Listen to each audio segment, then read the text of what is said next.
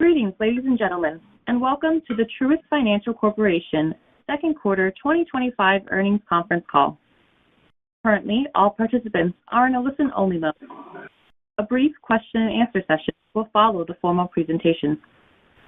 As a reminder, this event is being recorded. It is now my pleasure to introduce your host, Mr. Brad Milsaps. Thank you, Betsy, and good morning, everyone. Welcome to Truist's Second Quarter 2025 Earnings Call. With us today are our Chairman and CEO, Bill Rogers, our CFO, Mike McGuire, and Chief Risk Officer, Brad Bender, as well as other members of Truist's senior management team.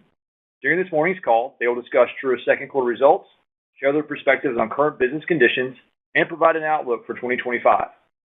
The accompanying presentation, as well as our earnings release and supplemental financial information, are available on the Truist Investor Relations website, ir.truist.com. Our presentation today will include forward-looking statements and certain non-GAAP financial measures. Please review the disclosures on slides 2 and 3 of the presentation regarding these statements and measures, as well as the appendix for appropriate reconciliations to GAAP. With that, I'll turn it over to Bill. Great. Thanks, Brad, and good morning, everyone, and thanks for joining our call this morning. Before we discuss the second quarter results, let's begin like we always do at Truist with purpose on slide 4. At Truist, our purpose to inspire and build better lives and communities, it's more than a statement. It's the foundation of our strategy. It's the lens through which we make decisions, and the reasons teammates show up every day with conviction and care. In the second quarter, we continue to bring this purpose to life in meaningful ways. We welcomed a dynamic slate of new leaders across our company, reinforcing our commitment to attracting top talent to our already highly experienced and very capable teams. These leaders were attracted to our purpose-driven culture and are already making meaningful impact, strengthening our presence in key growth markets and expanding our capabilities across high-potential verticals. From sector-specific coverage to commercial and middle-market banking to small business, wealth, premier banking, and payments, our teams are deepening client relationships, driving new business, and positioning Truist for the long-term sustainable growth, all which were evident in these second quarter results. So on slide 5, for the second quarter, we reported net income available to common shareholders of $1.2 billion, or 90 cents a share, which included 2 cents of restructuring charges related to severance and 1 cent of losses from the sale of certain investment securities. At a high level, our solid performance in the second quarter reflects the diversity of our business model and the execution of many of our strategic growth initiatives that we've been discussing now for several quarters. These initiatives include accelerating growth through the addition of new clients and deepening existing client relationships in areas like payments, wealth, and premier banking. We're executing our plan while maintaining our expense and credit discipline and returning capital to shareholders. During the second quarter, average loan balances increased 2% and end-of-period loans increased 3.3% linked quarter. Growth was broad-based across our consumer and wholesale segments and driven by increased loan production and new client acquisition. Our lending pipelines remain strong, and overall loan production is up significantly year over year. Growth should also benefit from our expansion efforts in markets where we have smaller but growing share and from many of the new teammates that have joined our company. This quarter's loan growth helped offset the equity and debt market volatility that occurred early in the quarter. This volatility impacted trading, capital markets, and M&A activity for the industry, resulting in lower revenue for our investment banking and trading businesses. As you've heard me discuss previously, I'm confident that our advice-driven business model is well-suited to help our clients navigate current market conditions and continue to grow our share given the ongoing investments we're making in talent, products, and industry verticals. We believe that our investment banking and trading business is well-positioned for a second-half recovery as we saw steady improvement in overall investment banking revenue in each month during the quarter. Adjusted expenses did come in at the high end of the expected range, but we remain confident in our ability to deliver our 1% expense growth target and positive operating leverage in this year. That includes the impact of ongoing investments in talent and technology. We also maintained strong asset quality metrics as both non-performing loans and net charge-offs were down 9 basis points linked quarter. In addition, we also received favorable results from the Federal Reserve's annual stress test. We expect that our stress capital buffer will decline and be floored at 2.5% effective October 1st. Finally, we remain in a strong capital position, which allows us to support our balance sheet growth and return capital to shareholders. During the quarter, we returned $1.4 billion of capital to shareholders through our common stock dividend and the repurchase of $750 million of our common stock. Our share repurchase activity in the second quarter included $250 million of repurchases above our recent $500 million quarterly target as we opportunistically took advantage of market volatility and weakness in our share price early in the quarter. We do plan to target approximately $500 million of share repurchases during the third quarter. Before I hand the call over to Mike to discuss the quarterly results, I want to spend some time discussing the progress we're already making on our strategic priorities and the positive momentum we're seeing within our business segments and with our digital initiatives on slides 6 and 7. In consumer and small business banking, I'm encouraged by another solid quarter of consumer loan and deposit growth, net new checking account growth, and progress with our premier banking clients as we deepened relationships and acquired key new clients and households through digital and traditional channels. Net new checking account growth, which is a key measure for the growth potential and health of our company, was once again positive in the second quarter as we added nearly 37,000 new consumer and small business accounts. Importantly, we're attracting younger clients with higher average balances and greater median income, which aligns with our strategy to engage clients early and build enduring relationships over time. Average consumer and small business loan balances increased 2.8% linked quarter, and end-of-period balances increased 3.8% due to growth in residential mortgage, indirect auto, and other consumer, with production up significantly year over year. Over the last year, we've added significant numbers of new partners and dealers to our Service Finance and Sheffield platforms, which is helping drive the growth in other consumer loan balances. We also saw a significant increase in loan and deposit production per banker in our Premier Banking segment, which is a key area of strategic focus. We're growing while also maintaining our credit and pricing discipline. Consumer net charge-offs of 71 basis points reached their lowest level since the third quarter of 2023, and new production spreads remained accretive to the overall portfolio.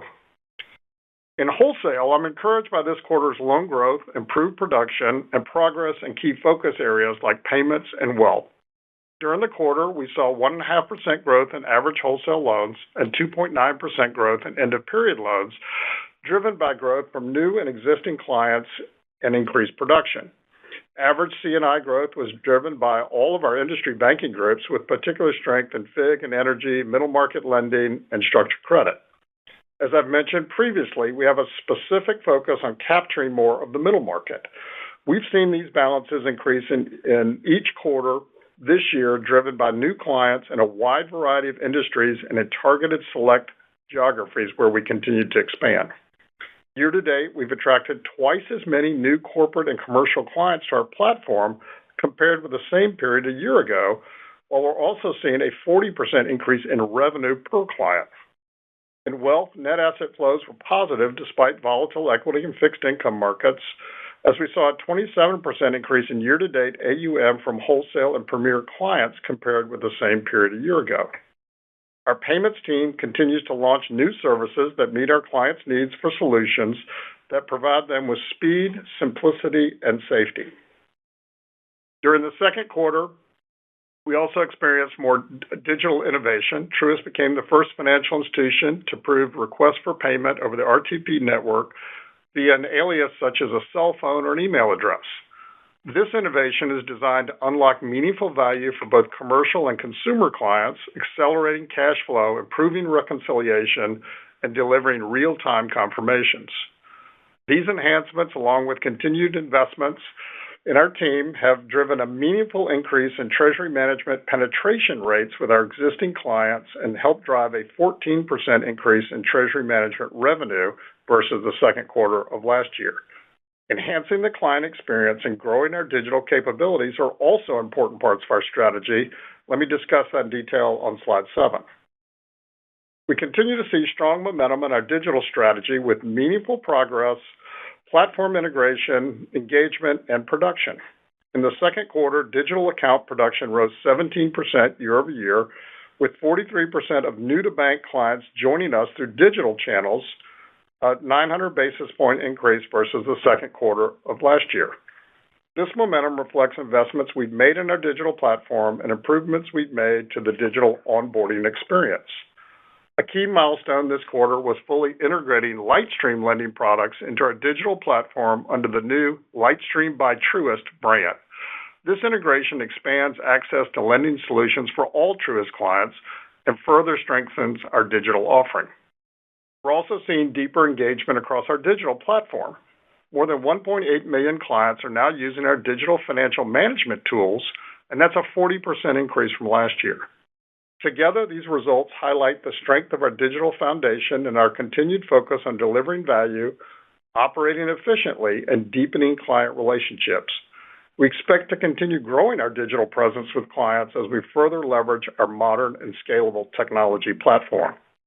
Now, let me turn it over to Mike to discuss our financial results in more detail. Mike? Thank you, Bill, and good morning, everyone. I'll start with our financial performance highlights on slide 8. We reported second quarter 2025 GAAP net income available to common shareholders of $1.2 billion or 90 cents per share. As Bill mentioned, included in our results are 2 cents per share of restructuring charges, which are primarily related to severance. In addition, our results included an $18 million pre-tax loss, or a penny per share after tax, related to the sale of $398 million of lower-yielding investment securities.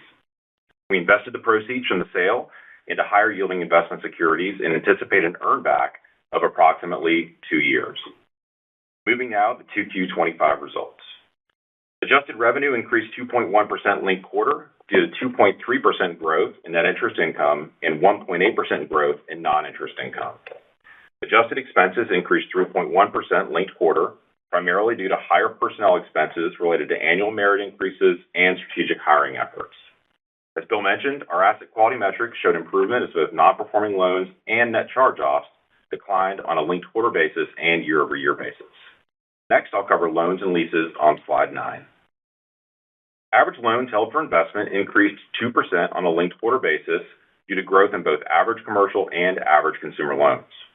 End-of-period loans increased $10.2 billion, or 3.3%, split evenly between commercial and consumer loans. Average commercial loans increased $3 billion, or 1.6%, due to $3.3 billion of growth in C&I loans, partially offset by modest declines in CRE and commercial construction loan balances. In our consumer portfolio, average loans increased $3.2 billion, or 2.7% linked quarter, due to growth in residential mortgage, indirect auto, and other consumer. Other consumer loans, which primarily include Sheffield and Service Finance, are typically seasonally strongest in the second and third quarters of the year, but are also benefiting from new partners and dealers added to the platforms throughout the course of the year. Moving to deposit trends on slide 10. Average deposits increased $8.3 billion sequentially, or 2.1%, driven by growth in interest checking, time deposits, and non-interest-bearing demand. Average deposit balances were impacted by $10.9 billion of short-term client deposits that we discussed on last quarter's earnings call. These deposits remained on our balance sheet for the entire quarter, but have since been withdrawn.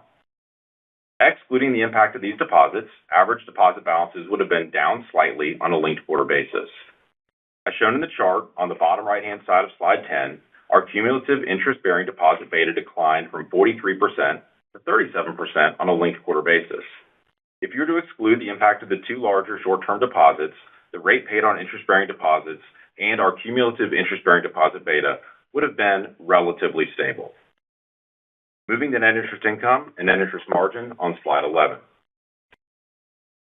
Taxable equivalent net interest income increased 2.3% linked quarter, or $80 million, primarily due to the impact of loan growth, fixed rate asset repricing, and one additional day in the second quarter. Our net interest income or margin increased 1 basis point on a linked quarter basis to 3.02%. As you can see on the top right-hand side of the slide, we updated our outlook for fixed rate asset repricing. We expect to reprice approximately $27 billion of fixed rate loans and investment securities over the remainder of 2025. Depending on the level of loan and deposit growth in the second half of 2025, we may opt to use cash flow from the investment portfolio to fund a portion of our loan growth for the remainder of the year. Based on our current view of interest rates for the remainder of 2025, we anticipate that new fixed-rate loans will have a run-on rate of around 7%, compared with a run-off rate of approximately 6.4%. We also updated our swap portfolio disclosure in the bottom right-hand corner of the slide. This reflects a small increase in our received fixed swap program from the prior quarter. Turning to non-interest income on slide 12. Adjusted non-interest income increased $25 million, or 1.8% versus the first quarter of 2025, as growth in our other income was partially offset by lower investment banking and trading revenue. The linked quarter increase in non-interest income was primarily attributable to an $83 million increase in other income related to higher NQDCP income, which is offset by personnel expense, and income from certain equity investments and other investments that were lower in the first quarter of 2025. Investment banking and trading income declined $68 million, or 25% linked quarter, reflecting weaker trading results, lower capital markets activity, and lower M&A volumes during the first half of the second quarter. Early in the quarter, our trading business, which primarily supports our investment banking franchise, incurred losses driven by market volatility. The month of May was much improved, and June was more consistent with the performance we have historically experienced in this business and would expect to perform for the remainder of the year.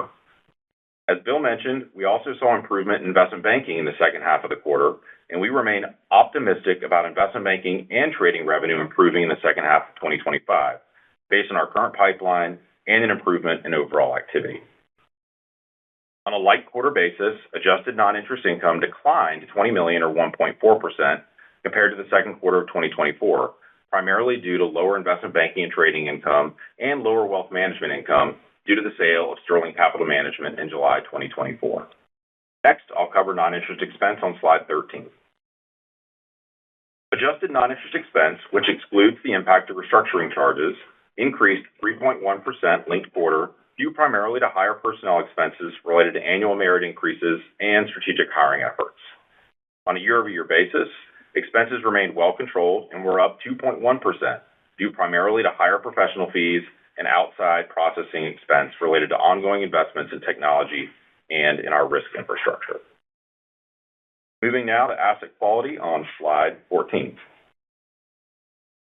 Our asset quality metrics remain strong on both a like and linked quarter basis, reflecting our strong credit risk culture and proactive approach to quickly resolving problem loans. Net charge-offs decreased 9 basis points to 51 basis points linked quarter, and were down 7 basis points versus the second quarter of 2024, as we benefited from lower consumer and CRE losses on both a linked and like quarter basis. Our loan loss provision exceeded net charge-offs by $92 million, but improved outlook for loss rates in certain portfolios like CRE office and multifamily contributed to a 4 basis point decrease in our ALL ratio to 1.54% of total loans. Our CRE office portfolio, which represents just above 1% of total loans, declined almost $500 million linked quarter on an end-of-period basis. Non-performing loans held for investment as a percentage of total loans decreased 9 basis points linked quarter and 7 basis points on a like quarter basis to 39 basis points of total loans. We saw linked quarter improvement in several categories, including CRE and C&I non-performing loans, which helped drive our non-performing loan level to multi-quarter lows. Turning to capital on slide 15. On a linked quarter basis, our CET1 ratio declined 30 basis points to 11%, as balance sheet growth, $750 million of share repurchases, and the payment of our common dividend more than offset current period earnings. Our CET1 capital ratio, including the impact of AOCI, declined 30 basis points linked quarter to 9.3%, reflecting the aforementioned factors. During the quarter, we also received favorable CCAR results, resulting in a 50 basis point decrease in our total loss rate and a 90 basis point decrease in our CET1 erosion rate.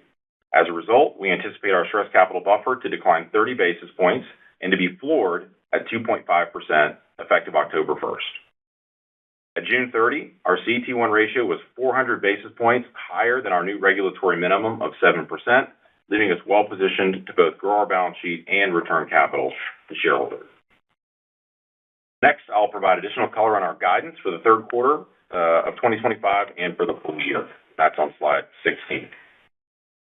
For full year 2025, our outlook for revenue and expense growth is unchanged. We continue to expect revenue to increase 1.5% to 2.5% relative to 2024 adjusted revenue of $20.1 billion. Net interest income remains on track to increase 3% in 2025 versus 2024. Our net interest income outlook assumes low single-digit average loan growth and 25 basis point reductions in the Fed funds rate in September and December, compared with 3 previously in June, September, and December. We expect non-interest income to remain relatively flat in 2025 versus 2024.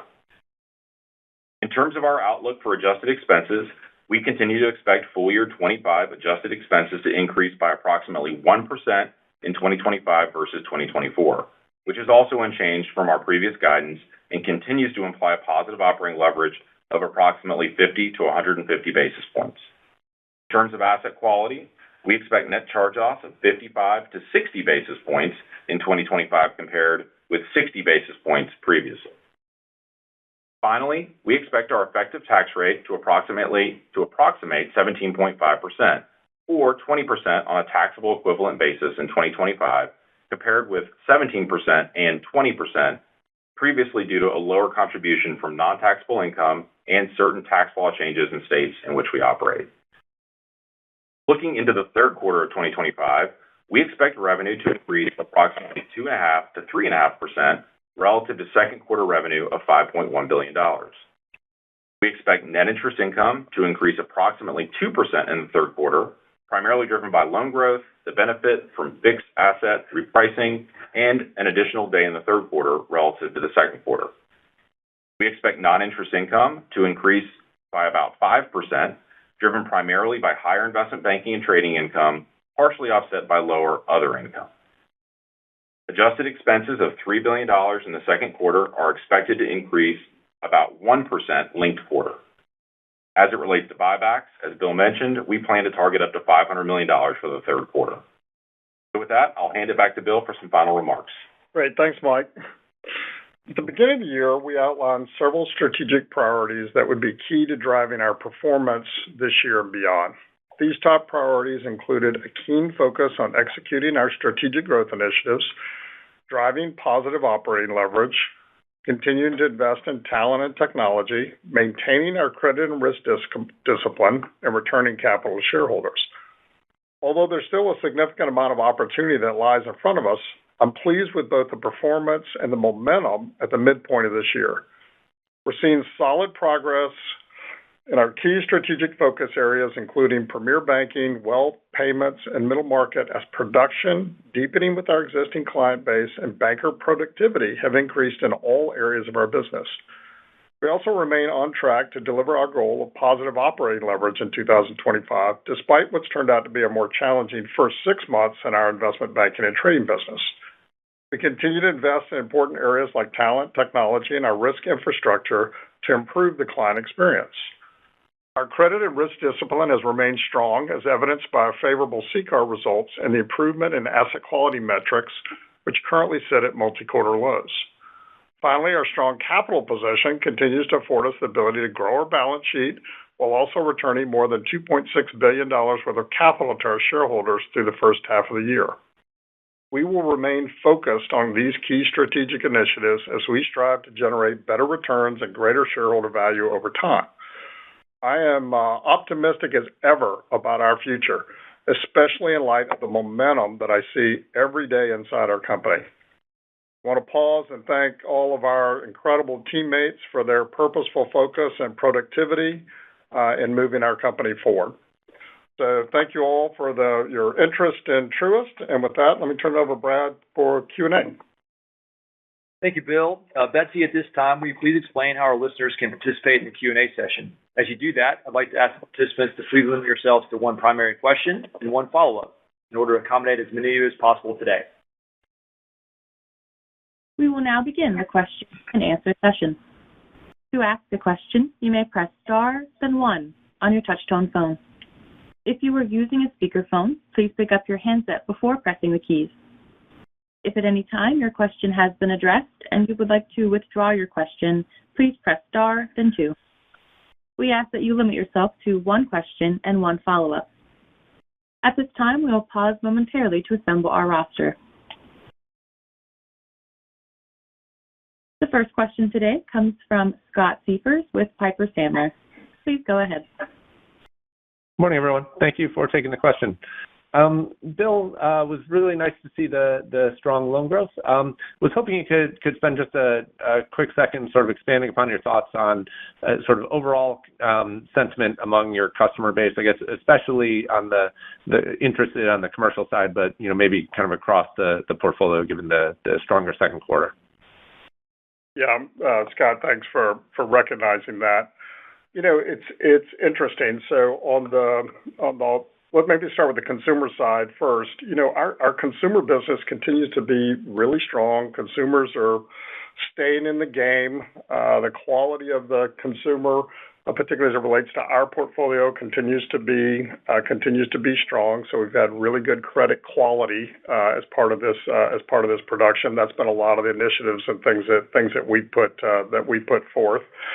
And it also is a lot of product-specific things. So things we're doing in service finance and doing in Sheffield and doing in Lightstream. So we're relevant to how consumers want to borrow. And I think that's a really important component of our growth story on the consumer side in terms of loans. As it relates to the wholesale side, our clients also came into this with a lot of strength. So a lot of liquidity, got through sort of the post-COVID supply chain and all those issues. Still some wait and see in fairness. I mean, I think I'm really pleased with our results given the fact that there's still some uncertainty out there. Some certainty was, cleared in the last several weeks. Think about the tax bill. Think about some of the other things that have come in place. A lot of our activity, which I'm really happy about, is with new clients. So these are new to Truist. So clients who, are wanting to experience what we have to offer or impressed with our purpose-driven focus, impressed with the products and capabilities. I talked a little bit about treasury management or whatever. So some of it's unique to Truist. Some of it's unique to our markets that are really healthy. And I think we have a reason to still feel confident about where both our consumers and our business and wholesale clients are going forward. Terrific.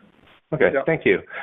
And then, Mike, was hoping you could, apologies if you mentioned this in your prepared remarks, but just given the small step down in the anticipated pace of repurchase in the third quarter, and I understand, April in particular might have presented kind of a unique opportunity on pricing, but, maybe just sort of thoughts on why the step down in the anticipated pace of repurchase, and then just thoughts on sort of broader capital management ambitions, especially given the lower SCB results. Yeah, no problem, Scott. For us, the 750 versus 500 really was opportunistic as we watched the price simply present itself at a more attractive level. At 500, coupled with our dividend, we're at around 100% of total payout. And we feel like that's appropriately elevated, given our current capital position.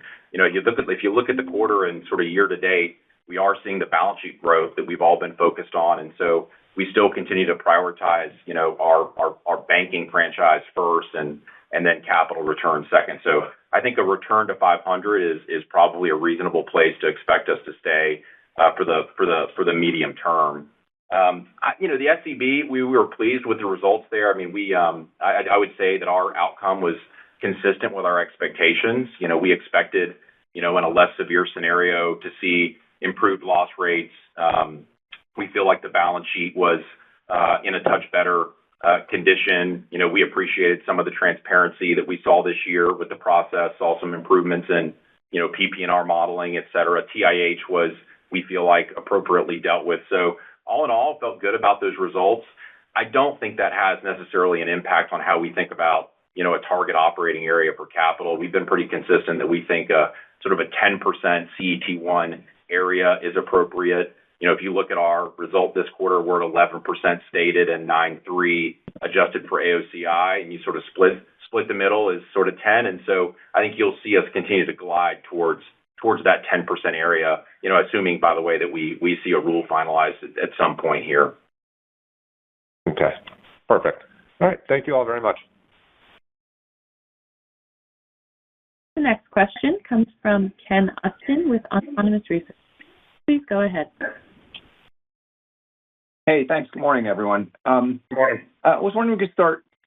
You talked about the deposit costs and some of those higher costs coming off already in the second quarter. Just talk about underlying deposit competition and obviously you're seeing good loan growth and you're funding that incrementally as well. And what do you expect to see in terms of deposit costs from here, ahead of getting any incremental help from rate cuts? Thanks. Sure. Yeah, good morning, Ken. I'll start with that one, and maybe Bill, you can add. But I'd say first and foremost, we're pretty pleased by how the deposit franchise is performing. We've seen some real strength, especially on the consumer side of things.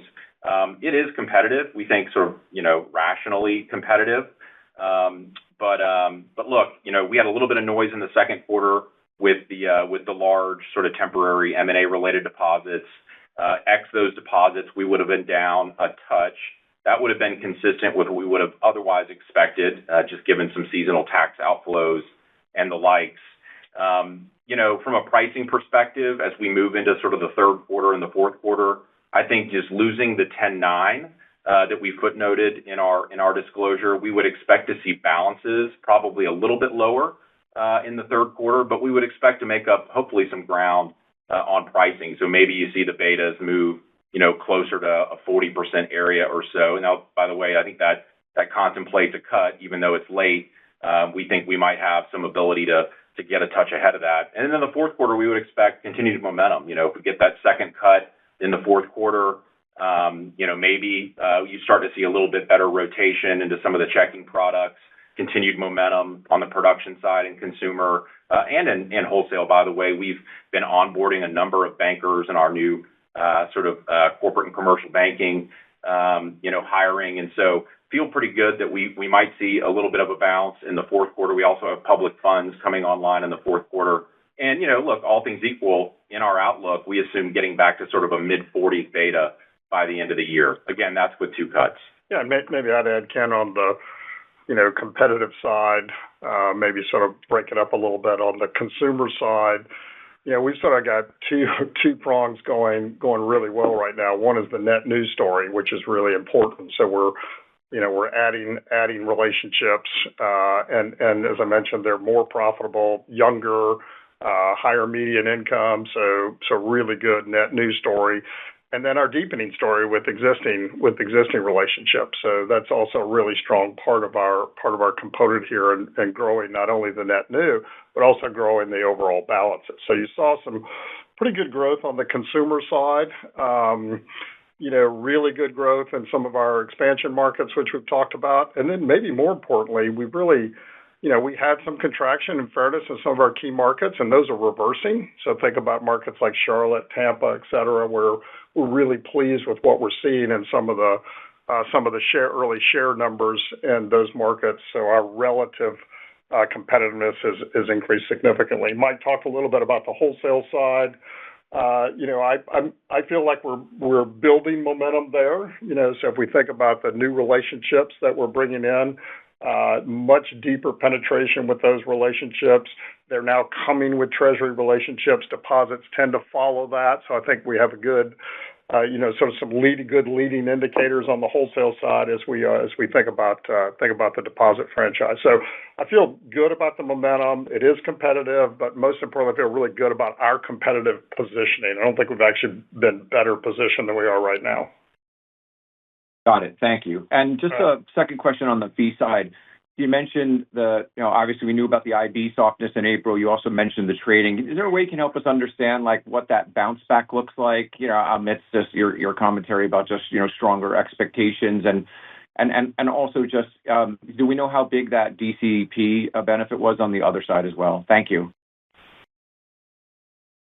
Yeah, sure, Ken. On the trading and banking side, what I'd say is we saw weakness in both, especially in the month of April, and then May a little better, and then June almost fully recovered. And actually, if you look even into July, we're seeing more normalized results. And so I think it's been that trend that gives us that gives us the confidence that, in the third quarter, we'll be back to a normalized level and again, also in the fourth. Was your second question on the non-qual? Yes. Yeah, so let's see. In the quarter, non-qual was better, I think, $25 million. And so where you'll see that from a geography perspective is in other income, you're higher, but from a PPNR perspective, it's neutral because you also would see an increase in personnel expense by a similar amount. Okay, perfect. Yep. Got it. Great. Thank you. Yep. The next question comes from Ebrahim Poonawala with Bank of America. Please go ahead. Good morning. I guess two questions. Maybe, Mike, for you, as we think about the trajectory of how we get to a 15% ROTCE or at some point. When I look at the operating leverage, and you spell it out very clearly on slide 8, just talk to us. There wasn't much this quarter. It was barely anything in the first quarter. As we think about the positive operating leverage kicking in, is it back half loaded? Was that sort of the view, or do we need a meaningful pickup in fee revenue growth to actually drive that in order to get sort of narrow that gap to the 15% ROTCE? Thanks. Yeah, I think there's a variety of things that are going to contribute to improved profitability and returns, Ibrahim. You hit on one. We do have an expectation. We've talked a lot about the initiatives that we've have undertaken, the investments that we're making to improve just our ability to drive more, I'll call it capital efficient revenue through our existing sort of asset base and client base. Some of that's, product, some of that's deepening with existing clients. Some of that's continuing to invest in our businesses like wealth, like our wealth products, like investment banking. So yes. And then of course also we expect to see some improvements in our margin. We're seeing the fixed asset repricing phenomena that should continue for the rest of this year and next year. We're going to continue to drive sort of smart growth. Funding is obviously a really important part of that. We're very, very focused on continuing to drive client deposit growth. That's not always perfectly matched. You're seeing that this quarter where loan growth is perhaps a touch ahead of deposit growth. That doesn't mean that we're not, very, very focused on continuing to drive balances and operating accounts and so on and so forth. So it's not going to be an overnight story, but we should continue to see, sort of continuous improvement in that ROTCE. Got it.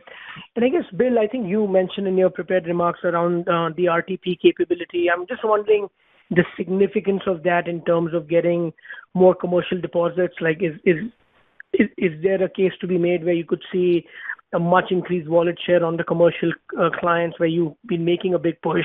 Just give us a sense of how we should think about that opportunity, particularly as it relates to fee revenue or deposit growth. Thanks. Yeah, thanks. I highlighted one product, so it's not, one product doesn't drive, but I think it's just evidence of our innovation and evidence by our overall improvement. So treasury management fees being up 14%, much more deepening with the wholesale relationships. The new relationships come now, with treasury management penetration that more reflects what we think the back book can get to. So it's a combination of a lot of things and our overall relevance to clients. That specific product is sort of a unique product that allows clients to have faster, safer disbursements with the consumer side. So it's a nice sort of meet of the consumer and the wholesale side in terms of how funds flow. But I think it's a bunch of things. It's a bunch of different investments that we've made, and again, evidenced by the growth that we've seen. And I think deposits, as I said, these are leading indicators. I think deposits are a bit of the lagging indicators that come with more treasury business, more operating accounts that drive that. Got it. Thank you. Great. The next question comes from Betsy Graseck with Morgan Stanley. Please go ahead. Hi, good morning. Morning. I wanted to turn to expenses for a minute here and understand a little bit more about the restructuring piece of the expenses that you called out, because I know you mentioned severance and wanted to understand how much of that is severance. And is that severance related to the merger from years ago or something else? And then also just understand a little bit more about how you're thinking about the investments needed to continue to build. I mean, you're already building, so I'm assuming it's in run rate, but maybe you could give us a sense as to where the incremental investments you're making today, are they at pace or is there an accelerator there? Thanks. Mike, why don't you take the first part of that, and then I'll take the second part, if that's okay. Yeah, I mean, all but I think $2 million of the restructuring charges in the quarter were related to severance. It was not merger related. These were repositioning of different parts of the company. I won't go into any specifics, but that's the answer to your question. Yeah, and we're always trying to continue to drive that efficiency as we go through. So I think that's not merger related, but also just restructuring and getting aligned with our strategic priorities of our businesses. And then, Betsy, I think your bigger question is, can you maintain a 1% expense growth and then continue to invest in the company? And the answer to that's yes. Because we continue to have, I mean, if you think about, sort of end of 23, we put a lot of cost saving disciplines into our company, and they continue to accrue, meaning the discipline continues to accrue. Compliments to Mike. He's done a really great job of creating a process for us that we've got a lot of discipline. We sort of know what's next up on the expense side, and we know what's next up on the investment side. So we've got a good calibration of thinking through that. And then the top priorities for investing are, I think we talked about all those, and then hopefully some of the prepared remarks, enhancing our digital platform. You've seen the results of that. Payments and product capability. I mean, I was intentional in mentioning some of the product capability that we've been investing in and seeing the results of that. Hiring and retaining talent, continue to be a big part of what we're doing. And then, and you see all those in the results. And then the infrastructure part, it's a little harder to see, but, investing in the risk platforms, the data platforms, cyber controls, all the things that we need to do to make sure that we're running a great company. So I think we've got the calibration of this right, that we can continue to invest in the company. Our teams and our leaders sort of get the, save a dollar, invest a dollar kind of mentality. And I think we've got good calibration and good understanding of those levers of the company. Yeah, and the call out that you gave earlier, Bill, on the payments piece was what I got from that. Tell me what I missed is that corporate treasurers can now process activity via their cell phones 24/7.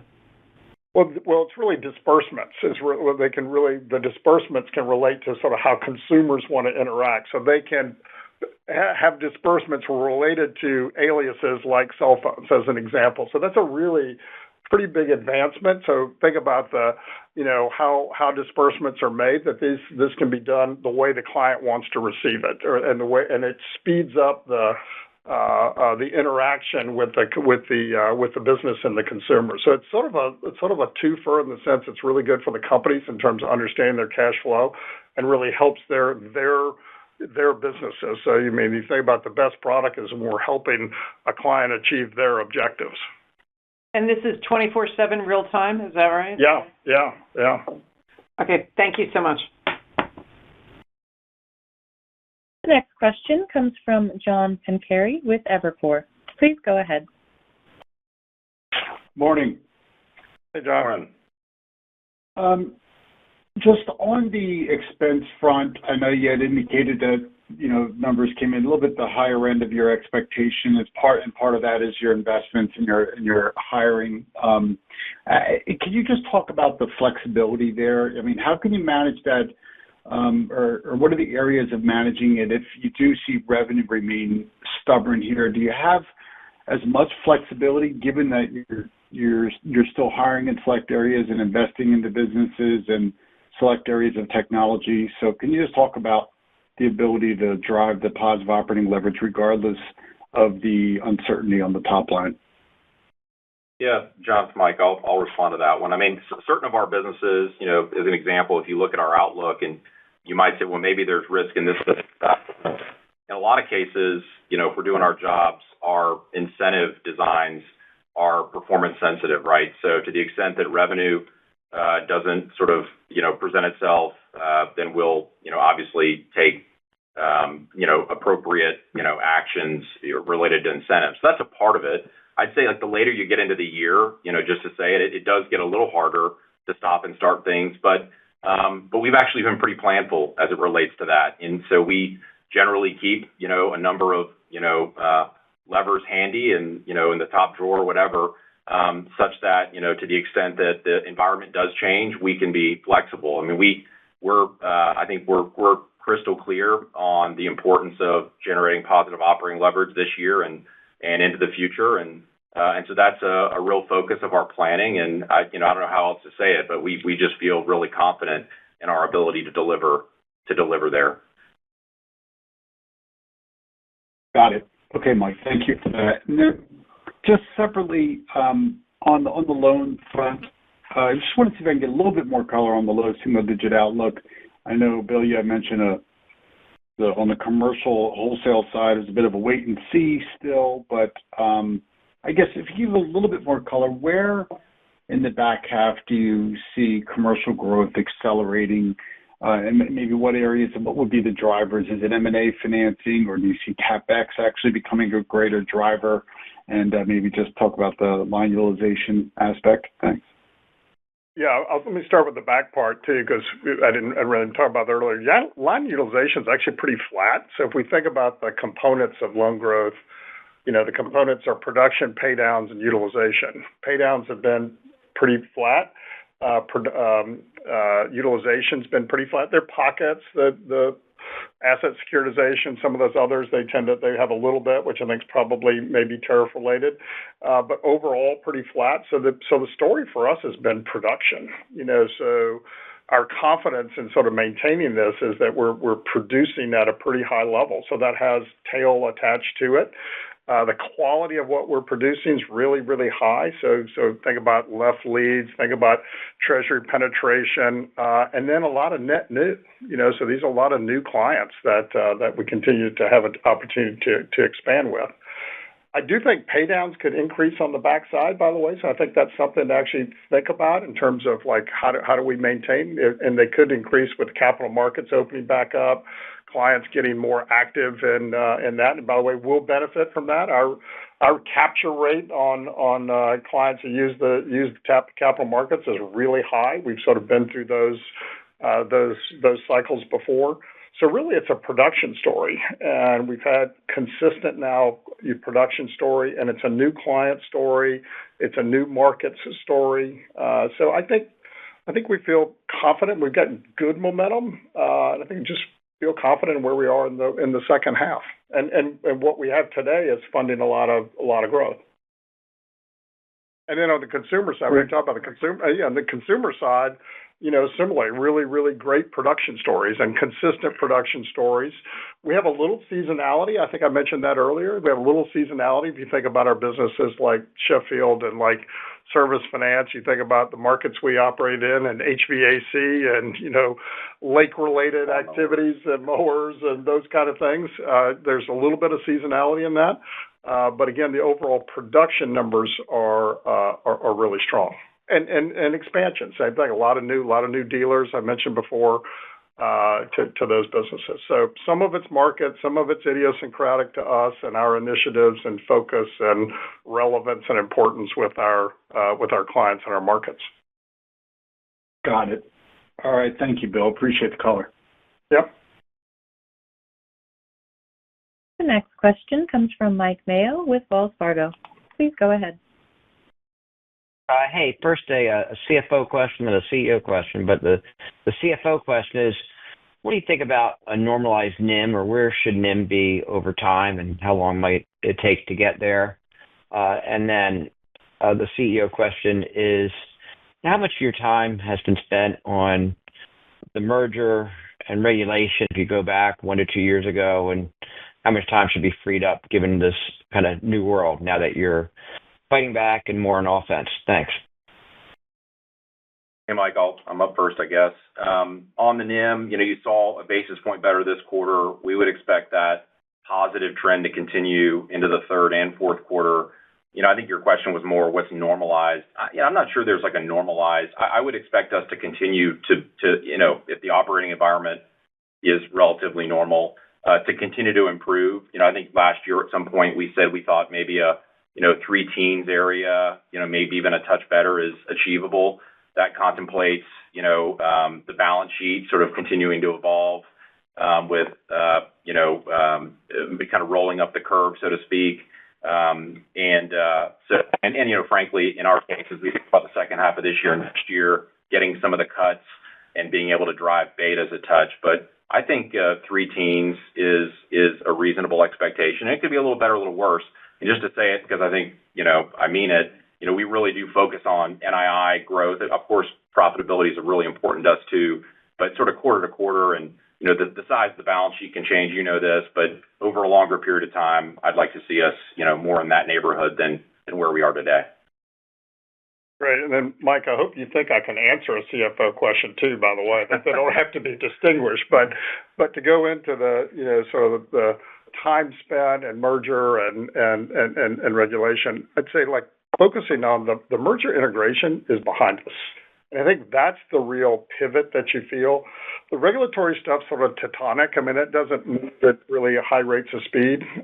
Mike, you and I have talked about this, a lot of times. The J curve, if you think about our merger, was longer and deeper than we anticipated. So we sort of have to own that. But we're at the accelerant part of that J curve, so we don't look back. We're not inhibited by integration issues. But, all of that's behind us. All the things that we see in terms of growth initiative, client service, teammates on the ground, those who want to be with us are with us, and those who've joined us are like fired up and ready to go.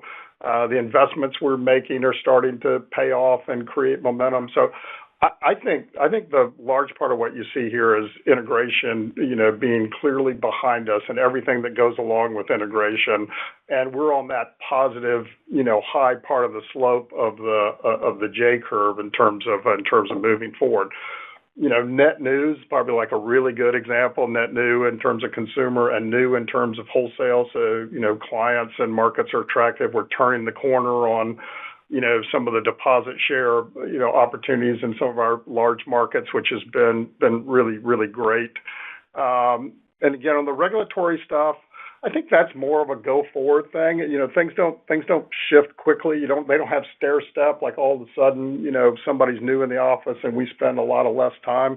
We want to create a really good risk infrastructure for our company.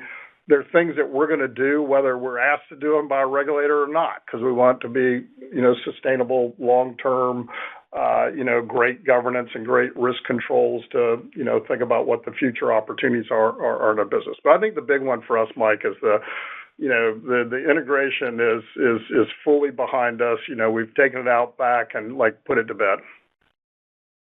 So just a short follow-up, Bill. So, I mean, I think a lot of your competitors for a few years there, that Truist was the gift that keeps on giving in terms of, giving up share. And you talked about the J curve being deeper and longer than you expected. But my sense is it's a little bit more of a knife bite in the Southeast. I mean, it's just really competitive. It seems like you're really reinvigorated to go at it really hard. Can you just talk about the competitive dynamics in the fastest growing markets, but it also seems like some of the most competitive, and how do you adjust for that? Mike, it's always been competitive, so I think that's maybe the important part of this. This isn't sort of new to a market. It's always been competitive. Some new entrants, but also really sophisticated large competitors who we've had for a long time. Maybe I won't get into the knife fight comparison, but I just don't think we've ever been better competitively positioned. So our ability to sort of win every day, win every client, compete with prowess and advice and capabilities. We've just never been stronger. Our team, they've got a bring it on attitude. They've got a champion mindset. I mean, their chin straps are buckled, and trust me, we're in the game and competing really, really hard. And you start to see that now in our results in a couple of quarters worth that benefit. And I think you're going to continue to see it. And just real short follow-up, just compared to before the global financial crisis, I guess maybe the crazies are off the street. It might be competitive, but is it rational? We just have a lot of sophisticated competitors. I mean, so, we compete a lot on product capability and advice. I mean, that's sort of how we want to lead is, are we giving the best advice? Are we most relevant to our clients? Are we satisfying their needs? Are we introducing relevant opportunities to help them grow and help them achieve shareholder value for their companies and for their individuals to help them grow along their platform and increase their capabilities to satisfy their needs and grow and prosper. So I think it's a sophisticated competitive market and we're a sophisticated competitive force. Thank you. Yep. Ladies and gentlemen, we ask that you limit yourself to one question going forward to accommodate everyone. The next question comes from Chris McGratty with KBW. Please go ahead. Oh, great. Good morning. Thanks for the question.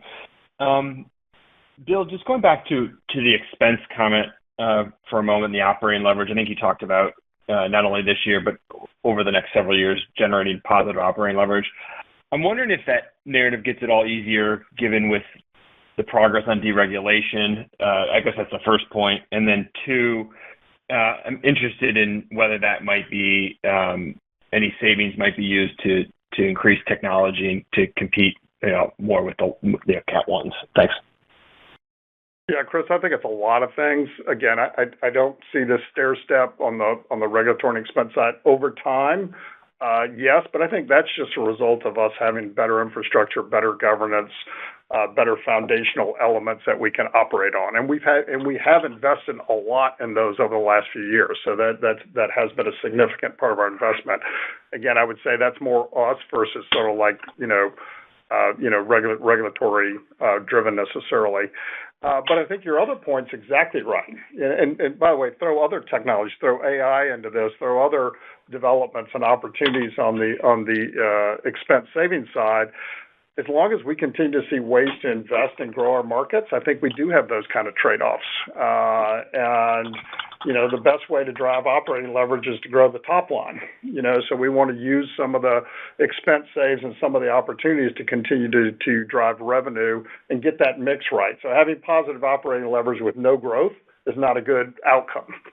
So we want to have positive operating leverage and growth that reflects the markets and opportunities that exist for us. And some of the areas Bill's talking about they self-fund, right? So there are investments we can make in things that create efficiency. And there are a number of those right now, given the innovation that's happening. That's also a phenomenon that's helping support that positive operating leverage expectation. Exactly. Thanks. The next question comes from Steven Alexopoulos with TD Cowen. Please go ahead. Hey, good morning, everybody. Morning. Welcome. Thank you. I wanted to try to better understand the sensitivity of the guide to rate cuts. And the question is, if we don't see any rate cuts, do you guys think you could still get into that revenue range and the positive operating leverage range for the year? Hey, Steve. Good morning. Yeah, I think we could, right? I mean, I think the answer is probably it depends. I think the shape of the curve matters a lot. I think to the extent we didn't get the cuts, but we see, a pretty stable, call it 2-year, or maybe we even stay a touch higher. I think those forces would offset one another. I think if you saw no cuts and you saw the long end lower, as an example, that would maybe create some risk. But I think at the end of the day, I don't think we feel super sensitive to sort of the rate path second half of the year. On our revenue outlook, we're going to be working pretty hard to manage our funding costs and to generate, good core funding. It's probably more of a watch item for next year, right? We'd love to get more cuts, sooner and keep it going. But yeah, I mean, most of it's embedded for this year. Yeah. I mean, our rate cut forecast is towards the end of the year, and you're going to have pretty small impact. It really ends up being a lot more curve shape, I think. Yeah, curve shape. Got it. Okay. I'll limit myself to the one question. Thanks. Thanks, Steve. The next question comes from Matt O'Connor with Deutsche Bank. Please go ahead. Good morning. Just wanted to circle back again on the investment banking capital market fees. Look, I mean, I know versus like the big banks, it's hard to comp you guys versus regionals. Everybody's got a little bit of a different mix. But I guess I was surprised like how low the number was, and then your characterization of June as kind of being more normalized as opposed to maybe kind of strong as we're hearing elsewhere. So just trying to understand, like, is it a mixed difference? Is it timing? Is it, we're going to have this massive number in 3Q and, this question's pretty irrelevant. How should we think about that a little bit more? Yeah, thanks, Matt. I mean, sort of remember, sort of distinguish, between the large guys. I mean, we have a trading business that's driven by our client business, right? We don't have sort of a separate trading business. And in April, some of those markets were substantially disrupted. I mean, think sort of the public finance market as the prime example. And we have a good business in public finance. By the way, it's a huge deposit driver for us, so it's an important part of our overall business structure. So that was a case where, that was probably, as a weighted element, probably a little more idiosyncratic to us in terms of a little overweighting in our treasury, but not overweighted to our business. And I think that's sort of the way to think about it. On the M&A front, it's a little bit like which deals are you in? So we had a lot of deals get deferred during the second quarter. By the way, none went away. Many are back in the market already. So there's a little bit of, there's reason to be optimistic that didn't really change the trajectory. And then, as Mike mentioned, June's sort of back on track. I mean, sort of May got better. June's back on track. All the elements that you see in loan growth and new clients and building our corporate, banking business and all those elements, those are all regular way business that we've been doing for, decades. And, I think we have every reason to be confident that we'll continue to be on that trend. So a little bit was, the client-oriented businesses that we're in and the businesses that we support. But I think that diversity also really benefits us on the other side. Okay, thank you. Yeah, thanks, Matt. The last question today comes from Gerard Cassidy with RBC. Please go ahead. Hi, good morning. This is Thomas Leddy standing in for Gerard. Just a quick high-level question on credit quality. So it was strong in the quarter, and many of your peers also saw pretty healthy metrics. Given all the noise and uncertainty in the macro and geopolitical environments, and I'm not asking you to comment on other banks' credit trends, but what, in your view, is driving the generally strong credit results this quarter? I'm going to let Brad Bender do that, Brad. Yeah, thanks, Thomas. As you mentioned, we did see, strong performance and continue to see signs of stabilization and resilience. I think in terms of the short run, it really is around, we're starting to see some certainty that is helping. There are some macros out there that we're watchful, but that is also why you saw us revise the guide into the 55 to 60 range. CRE, we see that sector now is largely behind us. You saw some adjustments there, and so the teams really continue to perform really strongly there. We took the right actions several periods back. I'd say areas that we continue to just focus on and watch is, around what is consumer confidence, where is spending, what are those cost pressures that are in the system. If all of those continue to hold, we see really strong positive trends to continue. Okay, great. Thank you for taking the question. This concludes our question and answer session. I would like to turn the conference back over to Brad Milsaps for any closing remarks. Thank you, Betsy. That completes our earnings call. If you have any additional questions, please feel free to reach out to the Investor Relations team. Thank you for your interest in Truist, and we hope you have a great day. Betsy, you may now disconnect the call. The conference is now concluded. Thank you for attending today's presentation. You may now disconnect.